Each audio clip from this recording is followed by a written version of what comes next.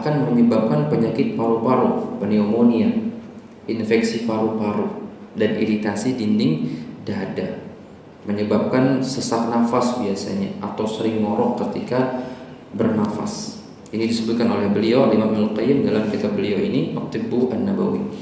Kemudian ketika uap tadi terdorong ke area hidung, maka akan menyebabkan penyakit polip. Pernah dengar nama penyakit polip? Iya. Atau nanti sering terjadi panas, bau ya. Bau di area hidung ini juga disebabkan karena gas yang tertumpuk di perut. Baik. Ketika dia terdorong dan masuk ke dalam jantung, maka akan menyebabkan penyempitan dan penyumbatan pembuluh darah jantung karena gas tadi. Baik. Kemudian ketika gas tadi terdorong ke area telinga, maka akan menyebabkan infeksi telinga. Sumbernya dari gas dalam perut. Dan ketika gas itu terdorong ke area mata, akan menyebabkan penyakit mata. Apa sekarang? Belekan mata ya. Nah, itu biasa pada anak-anak. Itu bisa jadi karena pencernaannya bergas.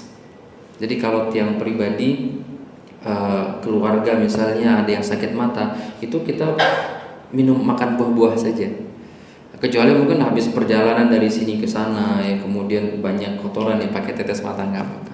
Tapi kalau tiba-tiba terutama warna merah di mata itu hadir ketika bangun tidur, ini biasanya dari darah yang kotor dan gas yang terbelenggu di dalam perut yang terdorong ke area mata. Baik. Kemudian yang terakhir kata beliau, apabila gas tadi masuk ke area kepala, maka akan menyebabkan beberapa penyakit kepala. Di antaranya adalah migrain, vertigo, dan stroke. Gara-gara gas. Nah, sekarang pertanyaannya, apa saja makanan-makanan dan minuman-minuman kita yang bergas? Soda bergas tidak? Bergas. Makanan yang dipanaskan berulang bergas tidak? Bergas. Kemudian buah-buahan apa yang bergas kira-kira? Durian. Apalagi buah nangka, rambutan, betul. Apalagi kelengkeng itu juga bergas. Kol, nah soalnya cuma makan kol kan? Kol juga bergas itu. Jadi orang gastritis di medis tuh nggak dikasih makan itu. Sekarang yang kita ambil sebagai sebuah nasihat teman-teman, untuk mengurangi resiko-resiko gangguan kepala, gangguan persyarafan, gangguan paru, jantung, kita minimalisir makanan-makanan dan minuman-minuman yang bergas. Terutama nih yang paling enak di dapur itu adalah yang dipanasin berulang. Apa kira-kira? Santan. Semakin dipanasin semakin enak, betul? Nah, tapi semakin bahaya bagi tubuh kita. Sebenarnya kalau diminum santan itu bagus. Ya, dia kolesterol yang baik buat membuang kolesterol jahat di dalam tubuh. Tapi kapan dia kena api, nah, dia jadi musuh sudah. Tapi enak ya? Oh, enak banget. Semakin enak, semakin kental, semakin enak. Dan ini yang dinasihatkan kita untuk dihindari dengan baik. Kemudian ada beberapa catatan yang unik juga dari para ulama klasik. Saya bacakan saja. Selain daripada terbentuknya gas kentut itu, ternyata kentut ini juga dibentuk dari bakteri-bakteri baik di dalam pencernaan kita. Nama bakterinya itu Escherichia coli, E. coli. Semakin dia banyak jumlahnya, maka gas juga akan semakin banyak. Maka dari itu cuci tangan sebelum makan itu penting. Nah, terutama bagi anak-anaknya nih, pelungguh lagi main dikasih makan jajan, campur semua di situ ya. Ini harus diajarkan untuk cuci tangan. Baik. Kemudian gas ini, nih sekarang ada keunikan dalam penelitian. Ternyata di dalam kentut itu ada manfaat. Jadi kentut itu ada susunan kimiawinya, diantaranya adalah hidrogen sulfida. Ini memiliki beberapa manfaat teman-teman sekalian. Kalau dihirup, dia bisa memproteksi sel namanya mitokondria sel. Jadi kalau kita menghirup kentut itu dalam jumlah yang kecil, itu bisa membuat imun kita bertambah. Coba lihat, sesuatu yang dibuang tetapi Allah jadikan bermanfaat bagi tubuh. Tapi jangan sengaja dihirup ya. Ini bisa keracunan nanti. Iya. Nah, suara ini, masya Allah ya. Suara letupan kentut, suara letupan itu dari senyawa namanya metana. Itu kalau dikumpulkan oleh para ahli kimia bisa dibuat jadi bom.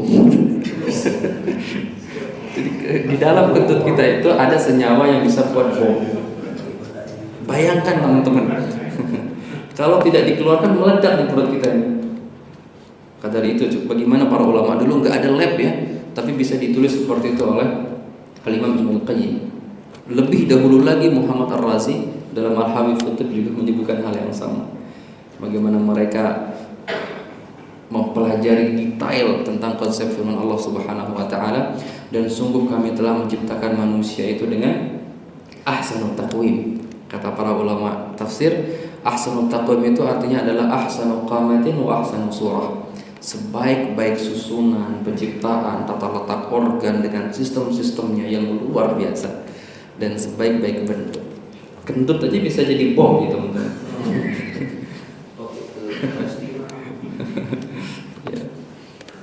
Tapi di dalam kentut tadi bisa jadi antiseptik. Tetapi kalau dihirup terlalu lama nih bisa jadi masalah juga. Maka dari itu kalau ada orang kentut, kita ya bersyukur alhamdulillah, begitu ya. Baik. Ya. Nah, kita coba lihat teman-teman sekalian, apa akibat ketika seseorang sering menahan kentut. Ingat tadi kentut itu ada unsur bomnya ya. Jadi kalau ditahan bisa jadi masalah. Nah, ada beberapa gangguan teman-teman, saya catat di sini ada 3 poin saja. Sering menahan kentut ini bisa menyebabkan distensi abdomen atau perut kembung, di mana tekanan gas yang lama ini akan menekan pencernaan. Ini bisa kemana-mana. Nah, biasanya orang yang kalau nahan kentut kepalanya jadi pusing. Pernah nggak teman-teman merasakan hal itu? Nah, kepala jadi pusing itu karena udara naik ke atas. Jadi kepala kita jadi isinya kentut nanti. Ya, seperti itu ya. Nah, selain distensi distensi abdomen, menahan kentut, perilaku menahan kentut ini juga menyebabkan spasme otot. Otot itu sering kaku, nanti berujung pada sering kram. Nah, bisa jadi orang yang sering kram itu karena kebiasaan menahan kentut. Coba lihat bagaimana, apa hubungannya ini menahan kentut sampai ke kaki. Ya, masya Allah. Oleh sebab itu ini disarankan kita untuk tidak ditahan. Ya, tapi juga bukan berarti kita lepas sembarangan juga gitu ya. Harus ada etikanya gitu ya. Kemudian masalah yang lain juga yang muncul seperti gangguan mortalitas usus. Nah, apa itu mortalitas usus? Mortalitas itu adalah proses di usus ketika mencerna makanan. Jadi peristaltik usus. Seperti ini dia peristaltik usus itu teman-teman. Nah, orang yang sering menahan kentut dia akan spasm, dia akan kaku dia, sehingga makanan juga tidak akan dicerna dengan baik. Banyak makanan yang akhirnya terbuang menjadi kotoran saja. Yang parahnya, apabila kebiasaan ini dilakukan secara sering-sering, akan menyebabkan yang disebut dengan refleksi relaksasi otot anus yang menurun. Apa itu? Seseorang tidak bisa lagi menahan, mohon maaf, BAB dari kentutnya. Jadi jalan tiba-tiba bunyi saja, atau jalan tiba-tiba BAB saja. Biasanya pada orang-orang yang sudah lansia sekali, tidak tahu dia tiba-tiba BAB, BAK. Ini juga bisa menyerang kaum muda dan anak-anak dengan pola sering menahan kentut tadi. Kemudian juga yang cukup parah, kebiasaan menahan kentut ini bisa memicu yang disebut dengan intestinal discomfort syndrome atau nyeri usus dan diverticulitis divertikulitis atau radang usus. Nah, kalau sudah radang usus kita sudah butuh yang namanya obat-obat nyeri dan obat antibiotik. Biasanya dimasukkan lewat selang infus radang khususnya. Ini biasanya nyerinya cukup hebat hanya gara-gara menahan kentut. Baik. Ada satu ungkapan dari para tabib klasik, saya lupa yang menyebutkan siapa ini. Mereka mengatakan wa min harrihu idza hubisat adarrat bil badani idraran syadidan wa rubbama ahdatha amradan mu'lamah. Menahan kentut ini bisa menyebabkan penyakit pada badan, bahkan bisa menyebabkan rasa nyeri di seluruh tubuh hanya dari menahan kentut saja.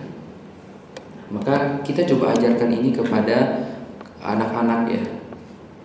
Mungkin kalau anak-anak mereka ya lepas-lepas saja, tapi nanti diajarkan bagaimana cara mengeluarkan yang baik.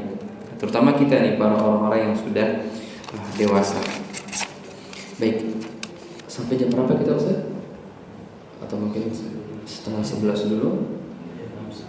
Nanti kita lanjutkan lagi ya. Baik, ya baik. Kita ini berada di poin kelima ya. Insya Allah nanti masih ada 5 poin lagi. Insya Allah nanti kita coba lanjutkan di pertemuan yang akan datang. Mudah-mudahan yang sedikit-sedikit ini bisa merubah konsep dan gaya hidup kita menjadi lebih sehat dan lebih baik lagi. Sebelumnya saya ulangi lagi teman-teman sekalian, ada 5 hal yang sudah kita sebutkan yang tidak boleh untuk ditahan.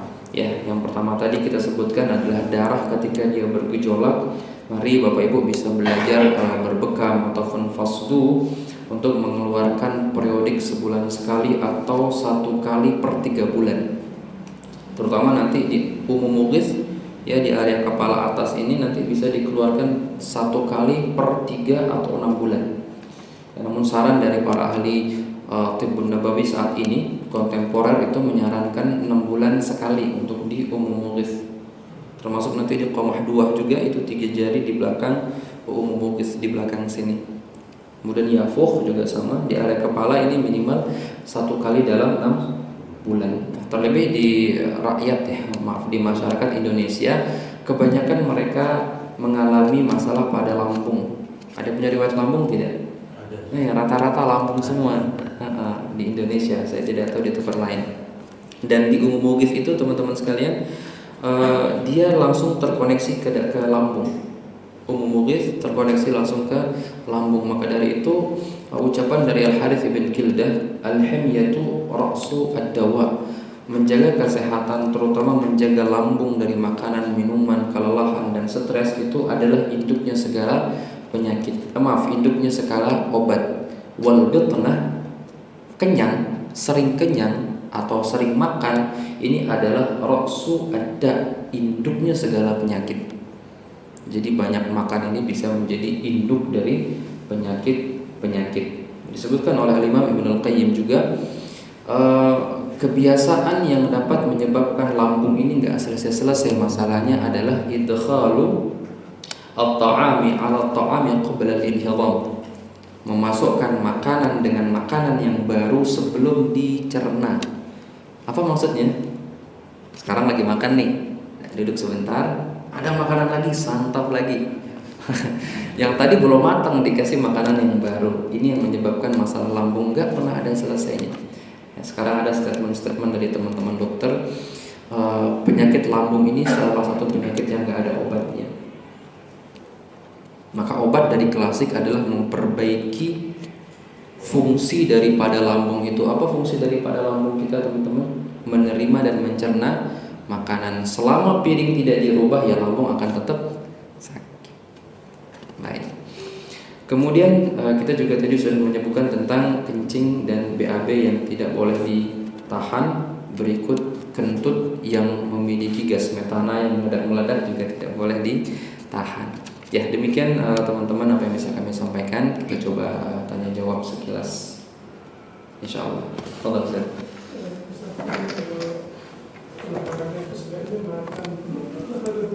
Oke, tentang olahraga ya. Baik.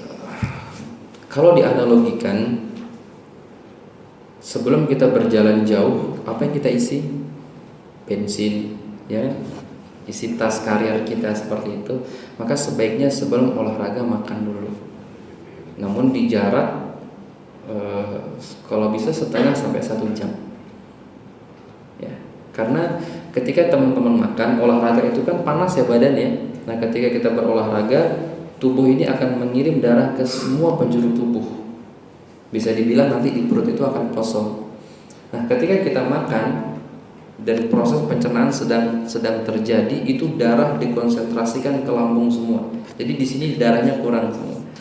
Nah, kalau teman-teman makan langsung olahraga, nanti di sini tidak sehat, di badan juga tidak sehat. Itu yang bisa menyebabkan asam laktat naik, pegel habis olahraga. Jadi yang paling pas adalah isi dulu baru berolahraga. Nah, kemudian bagaimana misalnya belum sempat makan, belum sempat sarapan ataupun makan, kemudian olahraga, silakan teman-teman bisa mengkonsumsi beberapa butir kurma misalnya, atau isi dengan makanan yang mudah dicerna. Jangan terlalu penuh badannya. Begitu Zat? Baik. Kenapa ini teman-teman? Ini penting nih sebenarnya. Ada memang saran dari beberapa dokter, terus terang saja di dokter yang berkecimpung di dunia diet, itu bagus berolahraga ketika perut kosong dengan alasan atau dengan sudut pandang agar zat-zat yang tersimpan di dalam sel itu bisa terpakai dulu. Namanya kan detox ya. Nah, supaya terdetoks dulu. Tetapi tidak bisa dilakukan pada semua orang. Misalnya kalau orangnya badannya besar sekali, oke, nggak apa-apa. Tapi kalau seperti tiang yang badannya ya harus makan dulu, ya kita harus makan dulu supaya tidak melemahkan beberapa organ seperti tulang belakang. Baik, seperti ada lagi mungkin? Silakan Ustaz.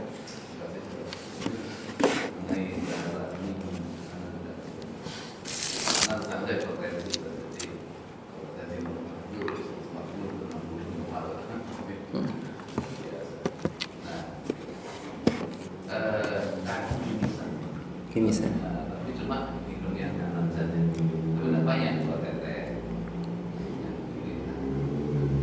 Kalau sudah versi lain itu, kalau tidur itu kita kan paling kanan ya. Telinga udah. Oke. Nah, kadang darah itu juga keluar udah besar. Jadi kita nggak tahu atau apa ya. Kadang minum kita darah. Nah, kadang juga nggak atau apa nggak usah gusi. Bisa berdarah juga. Kita gusi. Ini darah apa itu? Darah seperti itu ya. Nah, kemudian kalau yang apa tadi kedua ya, yang nafsu itu yang mulai lansia mungkin enggak ya. Kalau anak itu kalau udah lihat cucu udah ada nafsu. Masya Allah. Tapi memang itu ya 10 hari kan 10 hari lah rasanya durasinya. Nah, terus di sekarang ini anak kan rawan tenggorok. Radang tenggorok, baik. Contohnya gorengan itu mulai kan. Tapi proses penyembuhannya itu panjang ternyata. Kalau udah mau sembuh, nah mulai radang, mulai apa meriang, gitu. Terus meriang, terus batuk, terus kayak gimana itu? Oh, baik. Ini tentang ar-ri'ah ya, dalam bahasa Tib Nabawi. Ar-ri'ah itu tentang paru-paru. Saya soroti di pertanyaan terakhir saja Ustaz, tentang radang tenggorokan ya. Nah, radang tenggorokan ini termasuk juga karena uap tadi yang kemudian terdorong ke area paru-paru, yang menyebabkan beberapa masalah, diantaranya batuk kering. Kalau batuk kering berarti paru-parunya cenderung kering. Nah, kemudian nanti ada juga batuk yang berdahak. Kalau batuk berdahak nanti paru-parunya cenderung lembab. Nah, biasanya disebabkan oleh makanan-makanan dan minuman-minuman yang sifatnya memang lembab, lengket. Termasuk gula pasir itu lengket, gula Jawa, gula batu itu juga sama lengket-lengket. Termasuk madu itu juga menyumbangkan batuk lembab tadi. Nah, perlu nanti teman-teman kita pahami bersama bahwa penyakit itu seringkali muncul disebabkan karena beberapa hal. Sebagaimana disebutkan dalam kitab Tibbun Nabawi, itu bisa karena pola hidup secara umum.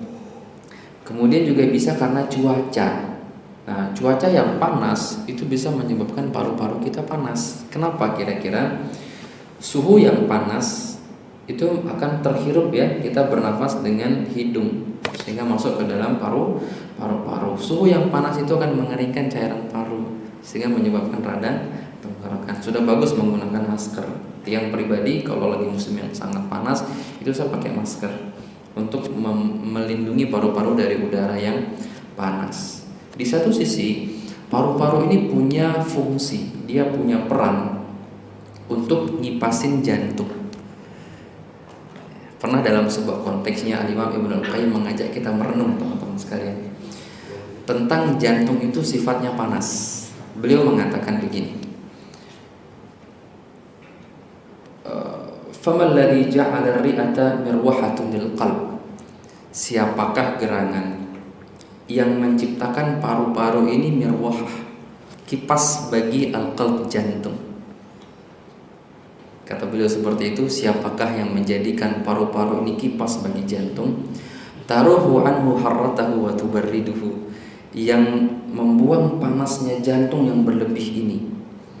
Kemudian beliau mengatakan, laula an tubarrida lamata. Jantung ini kalau tidak dikipasin dia akan mati. Jadi peran paru-paru ini ada dua. Dia mendinginkan, dia seperti kondensor, seperti AC. Udara di luar panas ya, masuk itu sejuk, begitu ya. Nah, paru-paru juga seperti itu, subhanallah. Nah, tapi di satu sisi dia juga harus mendinginkan jantung yang selalu berkobar panas, karena jantung itu adalah sumber kehidupan kita. Nah, sehingga saran untuk teman-teman mungkin yang punya keluhan yang sama, coba lembabkan paru-paru itu. Di antaranya yang dinasihatkan kita oleh Al-Imam adalah dengan mengkonsumsi minyak zaitun yang murni, minimal 1 sendok dalam 1 hari di waktu pagi. Kemudian cukup minum air putih, sudah bagus. Kemudian menghindari paparan 2 suhu, panas ekstrim dan dingin ekstrim. Dingin ekstrim apa kira-kira? AC misalnya. Ada AC di rumah, Ustaz? Alhamdulillah. Iya. Kadang itu juga yang membuat paru-paru kita menjadi kering. Juga termasuk yang pernah dibahas para teman-teman kedokteran itu dengan menggunakan bayam hijau. Nah, itu nanti dijadikan seperti sayuran biasa, kemudian dimakan itunya aja, sayurnya, makan sayur. Bisa dicoba nanti insyaallah seperti itu. Cukup, Ustaz? Baik. Oh iya, maaf, mimisan. Mimisan itu juga bagian daripada jantung yang panas. Bagaimana tadi disebutkan oleh Ar-Razi juga, mimisan itu adalah salah satu cara tubuh untuk membuang panasnya darah. Sehingga kalau mimisannya sedikit kita tidak perlu khawatir insyaallah. Tapi kalau mimisan terus-menerus ini perlu kita soroti ada apa. Ya, tapi poinnya adalah tubuh itu perlu diademkan. Bukan dengan adem sari tapi dengan minuman-minuman yang segar. Coba nanti bisa dengan nabis kurma. Jadi kurmanya malam ditaruh di sini beberapa butir saja, nanti diminum di pagi hari. Ayo, barakallah. Ada lagi? Lalu saya. Ya. Masya Allah, barakallah. Teman-teman tahu gelas yang biasa dipakai nampung es teh berapa cc isinya ya? Kita kalau lagi ke gelas yang besar itu ya, nanti gelas sekitar itu gelas ukurannya nanti direbus dulu sampai mendidih dulu. Nah, sudah mendidih, kecilkan apinya pakai api lilin ya, kecilkan api kompornya, kemudian masukkan beberapa butir kurma, bisa 3, bisa 5, bisa 7. Nah, dibiarkan di atas api lilin itu air yang panas tadi sekitar 5-10 menit saja. Dan nanti bisa diminum hangat-hangat. Yang pribadi sering minum itu. Dia fungsinya ada beberapa, di antaranya dia menguatkan energi kita, lambung dan limpa kita, kemudian menambah darah. Nah, terutama para ibu-ibu yang baru melahirkan mungkin ada perdarahan, nah minum itu tuh. Jangan kurmanya, apalagi sari kurma, mohon maaf ini saya sebut ya. Tapi minum rebusan kurmanya. Insya Allah cepat naik darah itu. Baik, ada lagi tuh? Artinya semangka tadi direbus itu dijadikan sayur bisa. Boleh. Yang hijaunya. Walaupun sebagian teman-teman yang berfokus pada diet itu sama semangkanya utuh diminum, dimakan, direbus kemudian dimakan. Sebenarnya fungsinya itu untuk menghangatkan sifat dinginnya kurma itu. Jadi untuk diminum, untuk dimakan secara hangat. Kadang kalau orang yang dingin itu nggak boleh makan semangka banyak. Ada sifatnya dingin dan dia sifatnya diuretik. Diuretik itu bikin kencing terus. Baik, ada set. Pembanding itu Pak Ustaz, infus water dengan kurma yang direbus sebaiknya bagaimana gitu? Kadang-kadang kan kita nggak mau ribet masak air gitu. Kalau infus water kan kita tinggal dicampurkan, lebih simpel gitu. Maksudnya pembanding apanya nih? Lebih bagus ya. Oh, masya Allah, baik, barakallahu fikum. Ya, sebenarnya dua-duanya bagus, hanya saja dia akan diletakkan pada tempatnya. Maksud yang seperti ini, ketika tubuh kita dingin, maka harus dihangatkan sehingga kurmanya direbus. Tapi kalau tubuh kita panas, sering kegerahan, jangan direbus, tetapi jadi untuk menyeimbangkan suhu tubuh saja. Tapi fungsinya nanti sama-sama untuk meningkatkan energi, menambah darah. Karena zat gizi yang ada di kurma itu sudah masuk ke dalam air. Apa istilahnya? Osmosis atau difusi. Jadi sudah masuk ke dalam air tadi. Ini bagus buat kita semua. Seperti biasa. Ada lagi teman-teman? Saya Ustaz. Dari dulu sudah mengalami GERD. Kadang sembuh, kadang kabur lagi Ustaz. Selalu seperti itu. Belakangan sebulan terakhir itu Ustaz, karena napasan ini dia agak panas. Baik. Kira-kira apa pola makan? Karena kadang juga ada sering puasa itu Ustaz. Puasa itu pola makan. Baik. Kadang kalau lagi kuman Ustaz, kan beberapa hari itu kadang sakitnya kemana-mana Ustaz. Kadang kesini seolah kayak jatuh dan timbul rasa cemas. Masya Allah. Ya, ini menarik teman-teman. Jadi salah satu tanda penyakit karena angin. Jadi kalau di tradisional medicine itu kita tidak lagi melihat penyakit itu dengan nama medis ya. Tetapi kita melihat daripada sifat penyakit itu. Nah, salah satu sifat angin itu sakitnya itu pindah-pindah.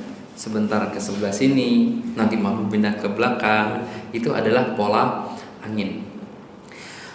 GERD, secara khusus GERD itu sering disebabkan karena liver, karena organ hati, baik secara psikis maupun secara organ. Psikis itu bagaimana? Setiap kita tuh punya mimpi, betul saja? Punya mimpi, punya semangat. Tetapi ketika semangat itu terlalu berkobar, maka dia akan menekan dan mengeringkan lambung. Filosofinya seperti itu nanti. Kita ulangi lagi. Masya Allah. Sebenarnya tadi, ketika seseorang punya mimpi yang tinggi, dia punya semangat yang kuat. Nah, semangat yang kuat itu apabila tidak dibarengi dengan pola hidup yang bagus, maka yang kalah nanti lambungnya. GERD, jadi GERD biasanya. Atau nanti ada asam lambung naik begitu ya. Nah, itu adalah jiwa kita. Dan semua kita punya jiwa teman-teman sekalian, punya keinginan, punya hasrat untuk hidup. Nah, oleh sebab itu di dalam agama kita sendiri kita disarankan untuk terus bertawakal sama Allah Subhanahu wa taala. Ya, tawakal dalam segala hal. Untuk apa? Sebenarnya dalam dunia kesehatan untuk menjaga lambung kita ini, karena dia sering ditindas oleh keberanian kita, keinginan kita, kekokohan hidup kita. Begitu kisahnya seperti itu. Nah, adapun untuk cara yang bisa kita gunakan ini ke ibu saya sendiri Ustaz. Memang ibu itu juga punya GERD yang udah kronis beliau. Beliau itu coba sering nafas dalam, jadi latihan nafas, bukan meditasi saja. Jadi sekedar mungkin duduk santai sambil olah nafas, buang nafas. Artinya dia punya me time sendiri, nggak berpikir pekerjaan, tidak berpikir tugas dan lain-lain. Me time. Kemudian juga bisa nanti menggunakan teh hijau. Teh hijau. Saran menggunakan matcha. Jadi ada teh Jepang warna hijau itu enak. Kemudian nanti juga bisa menggunakan yang enak nih, apa namanya, ubi cilembu. Oh, itu juga bisa tuh, enak nggak? Ubi cilembu. Kemudian bisa pakai ubi Jawa juga, tapi yang warnanya ungu, ya, yang warnanya ungu atau warnanya putih juga bisa digunakan. Nah, kemudian nanti bisa juga menggunakan lauk ikan gabus. Ikan gabus. Sekarang juga sudah ada pil-pilnya itu dijual, juga bisa nanti digunakan untuk sebagai terapi pengobatan. Jus-jus yang bisa digunakan seperti jus seledri itu juga bisa digunakan untuk kasus-kasus GERD. Namun yang paling utama, sebagaimana pesan dari ahli klasik seperti Ibnu Sina, selalu temukan periode kapan dia muncul GERD itu. Misalnya, saya telat makan GERD-nya muncul, berarti obati telat makannya. Polanya, saya kurang tidur tadi malam, GERD-nya muncul. Perbaiki pola itu tadi. Saya habis marah-marah nih, GERD-nya jadi timbul, berarti perbaiki pola itu. Nah, itu sebenarnya sumber utama daripada sebuah penyakit. Dan nanti perlu coba cari tahu apa nih yang membuat itu bisa terjadi. Nanti perlu bisa perbaiki dari sana. Itu saja. Barakallahu fiik. Ya. Oh ya. Kalau ubi itu Baik. Ini dulu saja. Baik. Ada pertanyaan teman-teman sekalian, bagaimana cara mengetahui tubuh kita panas atau dingin? Saya coba kasih 2 clue ya teman-teman. Saya kasih 2 clue. Tubuh panas itu bisa dirasakan. Di antaranya kita mudah gerah. Mudah gerah. Kadang-kadang ada orang yang di bawah AC pun merasa kepanasan. Itu tubuhnya cenderung panas. Sebenarnya ada pendalaman nanti dia panasnya karena unsur jiwa kita atau memang panas karena energi di dalam tubuh kita. Tetapi saya coba buat secara general dulu. Tubuh panas itu kita bisa rasakan panas di dalam tubuh kita itu sendiri. Kemudian kalau tubuh itu dingin, itu kita terasa dingin memang. Jadi badan kita terpegang dingin, susah keringetan, itu cenderung tubuhnya dingin. Itu yang pertama. Kemudian yang kedua, teman-teman bisa lihat dia dari lidah. Lidah yang berwarna merah itu cenderung panas. Merah semua nih lidahnya, itu cenderung panas. Kalau pucat, putih, itu dia cenderung dingin. Yang kedua. Yang ketiga, teman-teman bisa identifikasi dari pertanyaan, saya suka makan atau minum apa nih? Misal tanya kepada diri sendiri, saya sukanya minum panas-panas, berarti tubuhnya dingin. Saya sukanya minum es-esan nih, berarti tubuhnya panas. Seperti itu. Dapat ya? Baik, barakallahu fiikum. Ada lagi? Ya. Baik. Barakallahu fiikum. Pengaruh sulit tidur, insomnia, ada beberapa sebab teman-teman sekalian. Secara medis itu biasanya dipengaruhi karena kurang darah, kemudian ketegangan otot, kemudian juga karena atau hipertensi, tekanan darah tinggi. Ustaz, tekanan darahnya tinggi apa rendah Ustaz? Normal, alhamdulillah. Baik, secara klasik itu sering dikaitkan dengan faktor angin, masuk angin. Nah, terutama suka di pantai saja. Nah, itu biasanya emang enak sekali ya. Cuman angin yang masuk ke dalam tubuh itu, kita sedang berolahraga di dalam air, sebenarnya tubuh kita panas nih. Tetapi karena tersiram udara dingin, jadi pori-pori tertutup. Akhirnya panas itu nggak bisa keluar. Nah, akhirnya dia terkumpul di kepala nih. Itulah yang sering menyebabkan insomnia. Cukup mudah sebenarnya teman-teman, kalau tensinya bagus, pola makan bagus. Kalau hanya karena masuk angin, ada satu teknik yang datang dari Indonesia, namanya teknik kerokan. Wah, itu diteliti sampai Jepang itu teman-teman. Salah satu peninggalan Indonesia yang paling unik itu adalah kerokan. Ternyata kerokan itu bisa membuang angin di dalam tubuh dan meningkatkan sel limfosit T. Imun kita jadi kuat dengan kerokan itu. Tapi ada tapinya, 2 poin. Yang pertama, saran untuk tidak dikerok dengan koin. Ya, pakai kayu lah ya. Sekarang ada kayu-kayu kerokan itu. Kemudian yang kedua, ya tidak juga seperti tulang ikan. Pernah lihat ya orang kalau dikeruk sampai merah banget, seperti sampai tulang ikan. Pernah lihat nggak teman-teman? Kerokan itu sebenarnya cukup berwarna merah, hangat sudah cukup. Kalau di istilah China namanya guasa. Guasa itu adalah teknik kerokan yang menimbulkan corak merah. Itu sudah cukup. Itu bisa dirutinkan teman-teman. Itu bagus sekali untuk kesehatan. Yang pribadi untuk ke anak-anak itu rutin. Apalagi habis main, kita kerokin sedikit saja sampai warna sedikit kemerahan. Ada gambaran tuh? Ayo barakallah. Ada lagi teman-teman? Ya, fadhal. Ada pertanyaan dari Baik. karena setiap sering kalau bangun tidur itu di Kenapa itu? nyeri Oh, nyeri di pangkal lengan. Kanan apa kiri itu? kanan. Kanan. Oke, pernah jatuh mungkin? Enggak. Baik. Pada dasarnya teman-teman sekalian, kalau difahami sebagai sebuah konstruksi bangunan tubuh kita kan ada kiri dan kanan ya. Dia menyilang. Jadi sebelah kanan itu ditopang atau terhubung dengan pinggul sebelah kiri. Ya, yang bahu kiri nanti terhubung dengan pinggul sebelah kanan. Nanti masalah yang ada di sebelah sini biasanya juga terpicu dari pinggul sebelah kiri. Demikian juga nanti sebaliknya. Nah, kalau dia hanya nyerinya muncul di pagi hari, saya coba kasih gambaran ke teman-teman semua. Malam itu dingin atau panas biasanya? Dingin ya. Nah, kalau ada orang atau saudara-saudari kita yang di pagi hari kok ada kaku di salah satu sisi tubuhnya, maka cenderung tubuhnya itu dingin dan macet aliran darahnya ke area itu.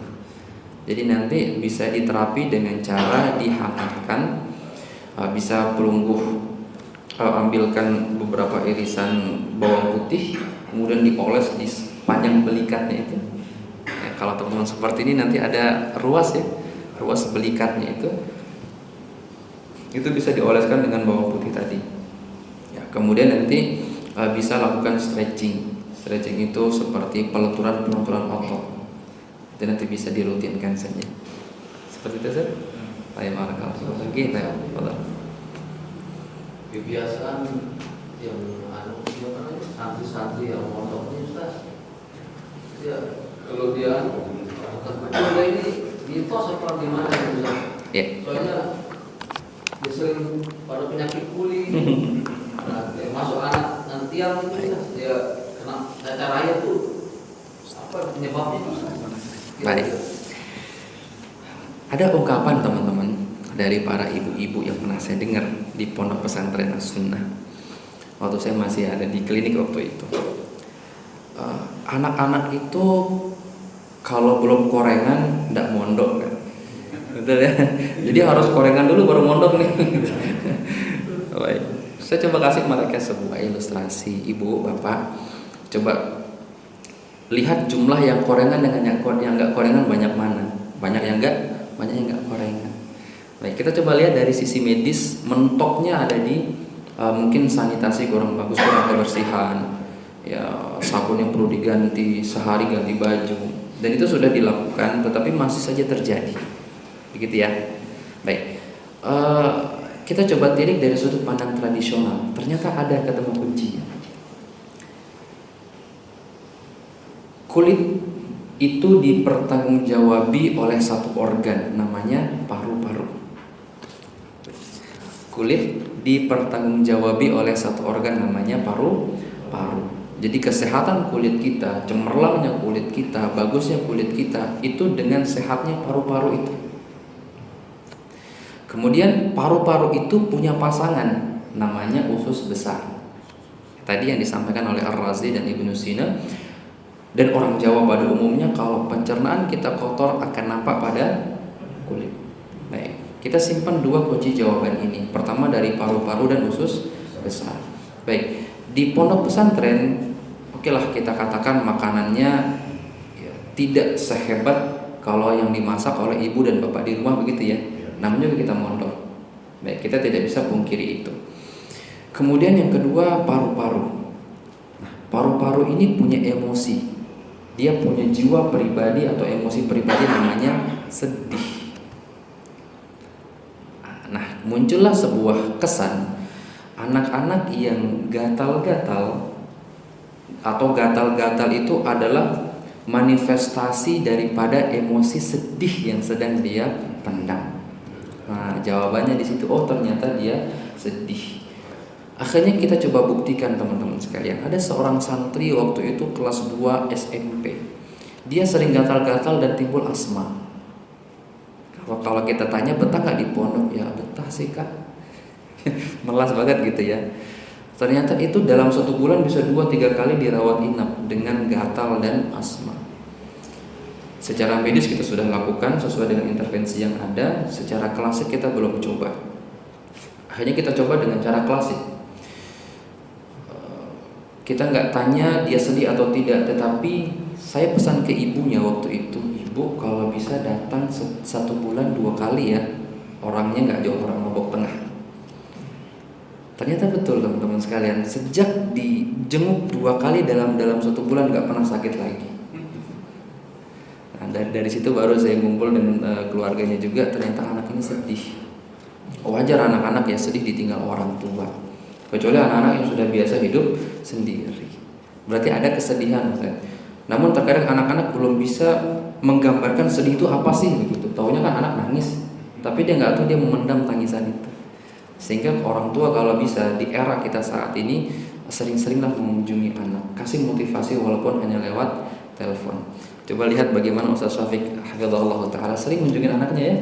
Oh, sering banget itu untuk menjaga mental dari putranya. Demikian Ustaz ya. Baik, barakallah. Oke, ada 3 pertanyaan ini. Kalau kerokan pori-pori melebar, apakah itu memicu gampang masuk angin? Baik, ini pertanyaan bagus.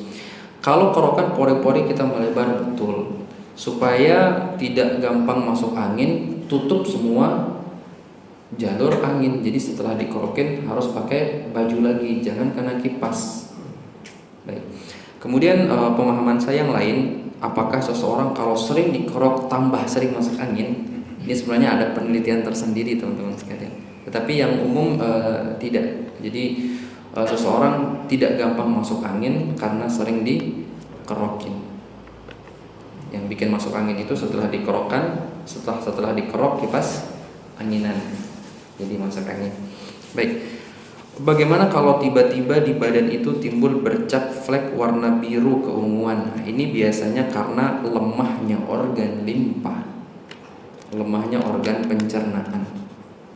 Jadi nanti ini biasanya muncul karena beberapa faktor teman-teman sekalian, diantaranya faktor stresor atau sedang memendam kesedihan, memendam kekesalan. Maka dari itu salah satu begadang yang diberi pahala itu ngobrol antara suami dan istri. Memang istri harus ngobrol teman-teman sekalian. Minimal kalau tidak salah 80.000 kata apa 60.000 kata. 60 ya Ustaz ya. 60.000 kata istri harus ngobrol. Kalau enggak dia pasti insomnia. Pasti marah-marah. Karena memang penghubung antara otak kanan dan otak kiri itu dihubungkan dengan satu sistem namanya corpus callosum. Ini kalau nggak di-balance dengan mengeluarkan kata-kata yang banyak, cerita, ya nanti mereka akan punya banyak masalah, termasuk nanti di warna kebiruan dan keunguan ini.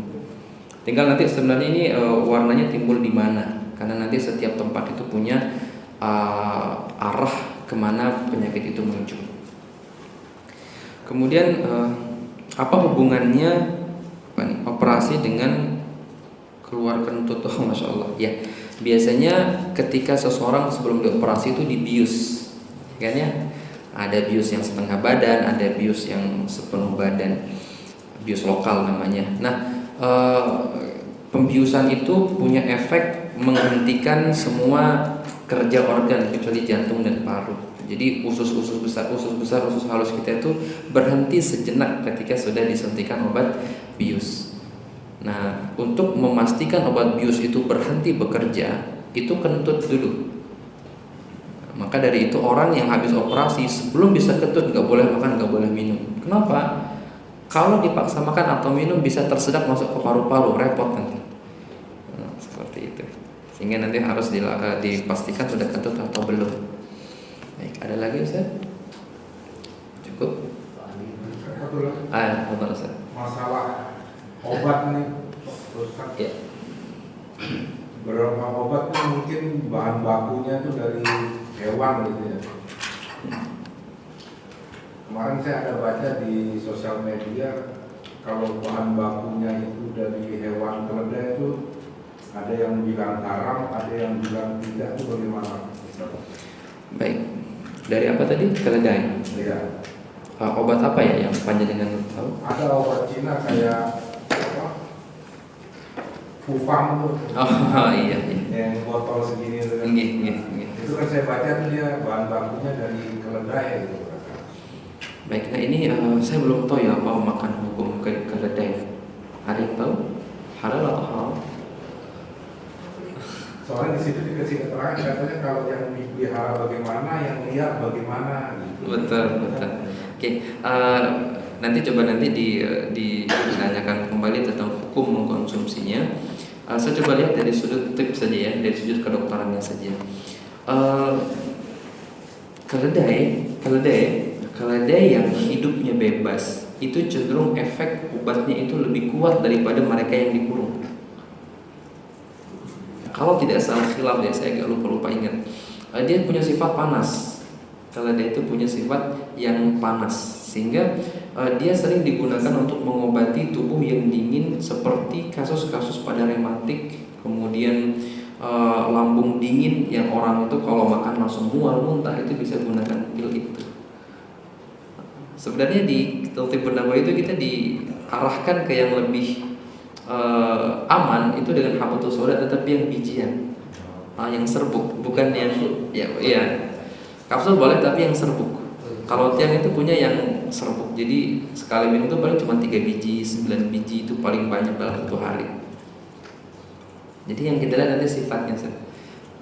Kalau yang dikurung itu biasanya dia dingin, biasanya cenderung dingin. Ini cocok untuk orang-orang yang sering gatal tetapi yang merah, atau kalau digigit nyamuk itu jadi merah, bahkan jadi jadi bernanah. Pernah nggak nemu digigit nyamuk tapi sampai bernanah tuh? Nah, itu bisa seperti itu. Bagaimana saja? Barakallahu fikum. Ada lagi? Cukup, baik. Itu teman-teman sekalian yang bisa saya sampaikan pada hari ini. Mudah-mudahan Allah berikan manfaat untuk kita semua. Insyaallah kita bisa lanjutkan insyaallah di pertemuan mendatang tentang 5 hal yang tidak boleh ditahan untuk melanjutkan kajian yang tadi. Teman-teman sekalian, sebagai sebuah pesan, apa yang kita sampaikan pada hari ini bukan sekedar cerita saja. Mudah-mudahan bisa menjadi efek merubah gaya hidup kita untuk bisa lebih sehat lagi demi masa depan kita ataupun masa depan anak-anak kita sebagai role model bagi mereka, seperti itu.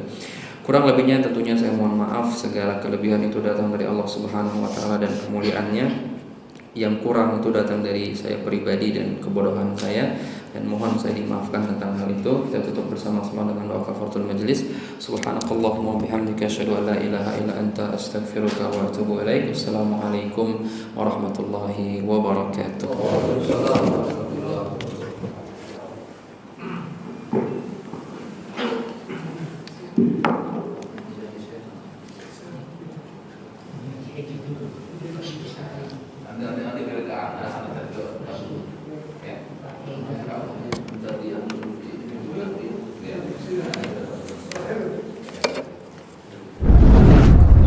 Minta saya nomor HP-nya Ustaz. Oh, masya Allah. Biar nanti untuk koreksi ya. Ya.